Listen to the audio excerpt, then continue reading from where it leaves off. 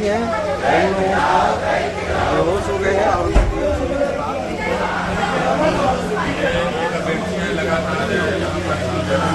एक महिला अभ्यर्थी की तबीयत खराब हो चुकी है, किसी को होश नहीं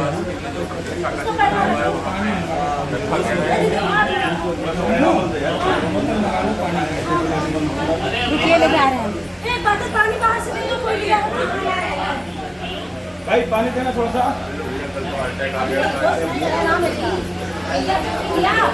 कल एक अभ्यर्थी को हार्ट अटैक आया था। ये जो तस्वीर आप देख रहे हैं ये 69,000 भर्ती के जो आरक्षित वर्ग के अभ्यर्थी हैं उनकी है। और आज ये जो अभ्यर्थी हैं ये अपना दल सोनेलाल कार्यालय के बाहर हैं, अनिल पटेल के कार्यालय के बाहर हैं। और आशीष पटेल जो मंत्री हैं मौजूदा प्रदेश सरकार में, उनसे मुलाकात करने के लिए, अपनी समस्याएं बताने के लिए यहाँ पर पहुंचे हैं। अभी हम तमाम अभ्यर्थियों से बात करने का प्रयास करेंगे। कल इन्होंने घेराव किया था, जो केशव प्रसाद मौर्य हैं, डिप्टी सीएम हैं, उनके आवास का घेराव किया, उनसे मुलाकात भी हुई थी। लेकिन कहीं ना कहीं जो बातें हैं सिर्फ बातें रह गई, उस पर कोई खास जो है तिथि पर जो कार्यवाही है पूरी होने की कोई भी बात नहीं बन पाई। आज भी तमाम अभ्यर्थी जो है इस तरह से लगे हुए हैं। कुछ अभ्यर्थी जो है बेहोश हो गए हैं, कहा जा रहा था। इसके अलावा बात करने का प्रयास करते हैं।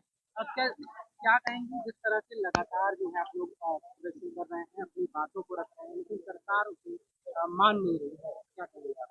यही कहना चाहते हैं कि हमारी काउंसलिंग शेड्यूल जारी करके हमें हमारे विद्यालय तक पहुंचा दिया जाए, क्योंकि अब ये जो वर्बल बातें की जा रही हैं, फोटो खिंचवा कर पोस्ट किया जा रहा है, ट्वीट किया जा रहा है, इन बातों पर हमें विश्वास नहीं। 4 साल से सर हम देख रहे हैं, रिटर्न रूप में हमें दीजिए, तभी हमें विश्वास होगा कि आप हमें न्याय देना चाहते हैं। हमारे माननीय मुखिया जी हैं जो केवल कहते हैं कि बच्चों के साथ अन्याय है उनको न्याय मिलेगा। अगर आप न्याय प्रिय नेता होते तो 4 साल तक हम बच्चे संघर्ष की सड़कों पे संघर्ष ना कर रहे होते, हमें न्याय मिल गया होता। वही एससीईआरटी में सर जनरल वर्ग के बच्चे आते हैं, हमारे मुंह पे तमाचा मांग के जाते हैं, जो कि हमारी सीटों पे बैठे हुए हैं, हमारी सैलरी खा रहे हैं।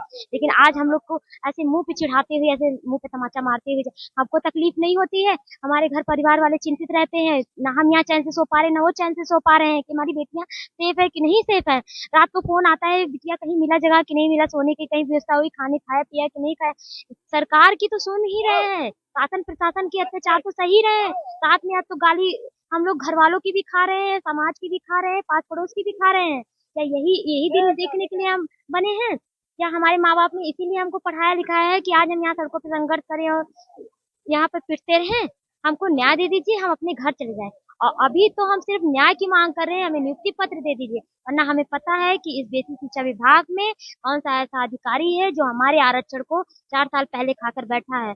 और अगर हमें बात आ गई उस पे, अगर हमें न्याय नहीं मिलेगा तो हम पुलिस जनता की चोट पे कहेंगे कि किसने हमारे हक अधिकार को खाया है, पहले उसे बाहर किया जाए, उसके बाद फिर हम नियुक्ति की मांग करेंगे। तमाम जो नेता हैं और उनकी पार्टियां हैं, पिछड़े दलितों की बात करते हैं, चाहे वो अनुप्रिया पटेल की पार्टी हो, चाहे वो निषाद पार्टी हो, चाहे राजभर की पार्टी हो, इसके अलावा चाहे समाजवादी पार्टी हो, बहुजन समाज पार्टी हो, ये सभी बात करते हैं कि हम जो है पिछड़े दलितों की आवाज़ हैं, उनके लिए जो है बोलते हैं, उनके लिए खड़े रहते हैं। क्या ये सब सिर्फ बातें, सिर्फ चुनावी बातें होती हैं, वोट लेने के लिए बातें होती हैं, या कुछ विश्वास है उनके ऊपर आपको? देखिए, अनुप्रिया दीदी की बात करेंगे तो हम उनका तहे दिल से धन्यवाद करते हैं, क्योंकि उन्होंने संघर्ष में हमारा बराबर साथ दिया, हमारी आवाज़ को उठाती रहेंगी। लेकिन और जितने नेता मंत्री की आपने बात की है, वो सिर्फ कहने के लिए है कि हमारे वर्ग के नेता हैं, सिर्फ कहने की बातें हैं, बाकी वो साथ नहीं देते हैं। वही हमारे ओपी चाचा जी हैं, जो हम लोग को कह रहे थे कि ये बच्चे लात खाने लायक है। इसमें बहन बेटियां भी हैं। बोलने से पहले आपको सोचना चाहिए कि क्या बहन बेटियां भी लात खाने लायक है? ये इसका मतलब है ना, आप तो आपने अपनी बहन बेटियों की इज्जत की, ना आपने माँ की इज्जत की कि ये बात बोली जाए। और दूसरी बात ये है सर, पहली प्रायोरिटी शिक्षक की। हम भाभी शिक्षक हैं, सोचिए आप इतनी बड़ी बात कह गए, इसका मतलब आपने जिस गुरु से शिक्षा ली होगी उस गुरु के सम्मान नहीं किया होगा जो आप बात कर रहे हैं। और रही बात आपसे कि हम लोग का साथ देने की, हमारे समाज के नेता जरूर हैं, सिर्फ वोट लेना होता है तभी हमारे समाज के नेता होते हैं, हमारे घर आते हैं। अगर हम पैर धुल दे तो वो पे जाएंगे, लेकिन जब न्याय देने की बात होती है, हाथ ऐसे उठा लेते हैं कि हम आपके लिए कुछ नहीं कर सकते हैं। क्या इतना डरते हैं आप? हमें सिर्फ न्याय दे दीजिए, हम अपने घर चले जाएं बस। तो आप देखिए कि लगातार अपनी बातों को लेकर वो यहाँ पर डटे हुए हैं और भी जो अभ्यर्थी हैं उनसे हम बात करने का प्रयास करते हैं। मैडम क्या नाम होगा? मेरा नाम अनु पटेल है। मैं मिर्जापुर से हूँ, जहाँ से अनुप्रिया दीदी सांसद हैं। पिछड़े समाज की नेता है, चेहरा है, लेकिन हम पिछड़े दलित समाज के लोग देखिए कैसे भटक रहे हैं। 5 साल से सड़कों पे धरना दे रहे हैं। हम क्या धरना देने के बाद हमारे नाम पे केवल आप राजनीति करेंगी, सत्ता में बैठ के मलाई खाएंगी, और हम जब यहाँ आएंगे हमें केवल आश्वासन ही मिल रहा 5 साल से। लेकिन इस बार हम लोग ये ठान के आए हैं कि अब आश्वासन से काम नहीं चलेगा। अगर आप पिछड़े समाज की राजनीति करती हैं, चाहे आप हो चाहे केशव प्रसाद मौर्य जी हो, तो आपको पिछड़े दलित समाज के साथ न्याय करना पड़ेगा। हम लोग यही ठान के आए और तब तक यहाँ से नहीं जाएंगे जब तक हम लोगों को न्याय नहीं मिलेगा, जमीनी स्तर पे कुछ देखने को नहीं मिलेगा, हमारा जीवन नहीं जारी होगा। क्योंकि ये जो बेसिक के अधिकारी है, इन पे हमें रत्ती भर भरोसा नहीं है। ये केवल हमें गुमराह कर रहे हैं। और जो अभी हैं, हम चाहते हैं कि इन अधिकारियों को हटा के नए अधिकारी आए और हमारी चयन सूची जारी की जाए, क्योंकि यही अधिकारी हैं जो आरक्षण घोटाला किए थे। तो आज भी वही अधिकारी बने हुए हैं, तो क्या भरोसा है कि वो पारदर्शिता तरीके से हमारी लिस्ट जारी करेंगे? आज फिर वो घोटाला कर सकते हैं। तो हम ये चाहते हैं कि उनकी जगह नए अधिकारी आए और हमारी चयन सूची जल्द से जल्द जारी हो, हमें विद्यालय पहुंचाया जाए। हमको 5 साल पहले विद्यालय में होना चाहिए था, लेकिन हम 5 साल से केवल संघर्ष कर रहे हैं। तो हम यही चाहते हैं कि जल्द से जल्द त्वरित न्याय हो। बहुत अन्याय हो गया पिछड़े दलित समाज के साथ।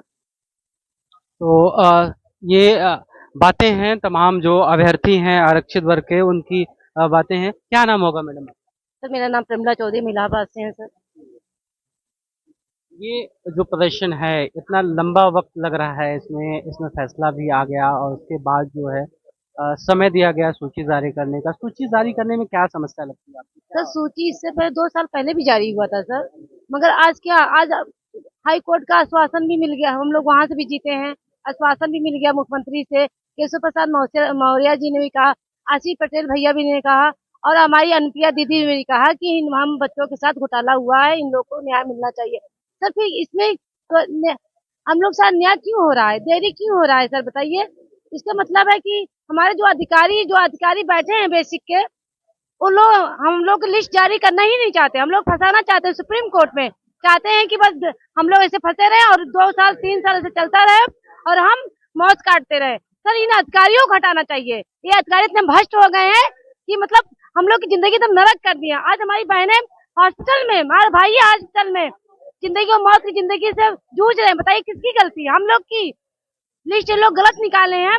आज हम लोग सड़कों पे हैं, हम भाई बहन सब यहाँ पे सड़कों पे, धूप छांव, जाड़ा गर्मी बरसात, आज 4 साल तो हम लोग रोड पे हैं। सर हम लोग की गलती कहाँ है बताइए? सर हम लोग मरे जा रहे हैं, बताइए हम लोग क्या करें? आप देखिए कि आंखों में तमाम जो अभ्यर्थी हैं उनके आंसू हैं और ये आंसू इसलिए हैं क्योंकि वो अपने अधिकार अपने हक को मांग रहे हैं।